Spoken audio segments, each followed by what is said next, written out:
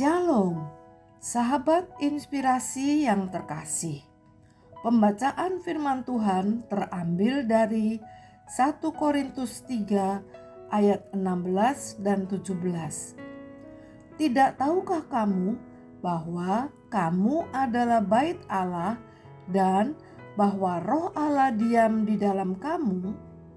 Jika ada orang yang membinasakan bait Allah, maka Allah akan membinasakan dia, sebab bait Allah adalah kudus dan bait Allah itu ialah kamu.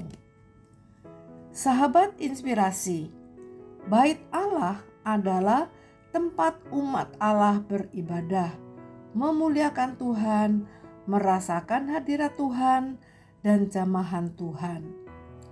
Rasul Paulus mengatakan kepada jemaat di Korintus, kita adalah bait Allah di mana Roh Allah diam di dalamnya.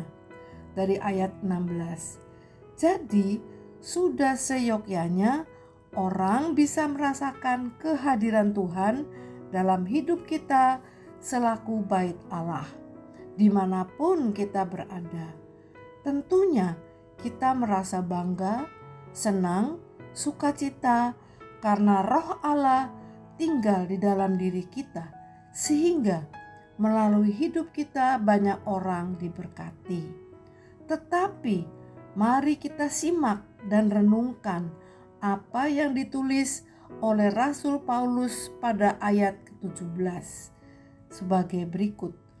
Jika ada orang yang membinasakan bait Allah, maka Allah akan membinasakan dia, sebab bait Allah adalah kudus dan bait Allah itu ialah kamu. Wow, enak sekali jadi anak Tuhan. Sudah tersanjung karena dijadikan bait Allah di mana Roh Kudus tinggal, masih dibelanya pula kita ini.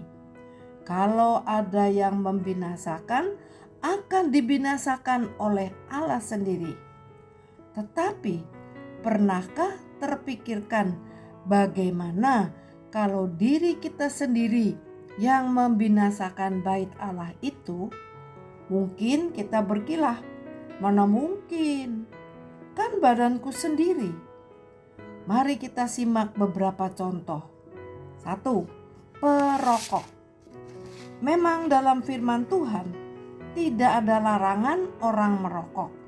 Tapi kita tahu akibat merokok bagi tubuh, paru-paru rusak dan akhirnya tubuh binasa. Game. Siapa yang membinasakan bait Allah ini? Kita sendiri, bukan orang lain. Kedua, pabrik gula dalam tubuh. Sudah tahu kadar gula dalam tubuh tinggi karena mungkin faktor keturunan, konsumsi makan tidak dijaga. Kalau tidak yang manis, tidak suka. Kalau akhirnya harus amputasi salah satu bagian anggota tubuh kita, bukan orang lain yang bersalah, tetapi diri sendirilah yang tidak menyayangi tubuh karunia Tuhan. Tak sedikit yang akhirnya gain. Masih banyak contoh-contoh kasus penyakit yang diderita karena ulah manusia sendiri. Tidak hanya faktor keturunan, tetapi juga karena pola makan yang tidak dijaga. Kalau bukan diri kita sendiri yang menyayangi tubuh ini, siapa lagi? Oleh karena itu, mari kita rawat tubuh kita yang notabene adalah bait Allah dengan penuh tanggung jawab, sehingga kita tidak merusakkan bahkan membinasakannya.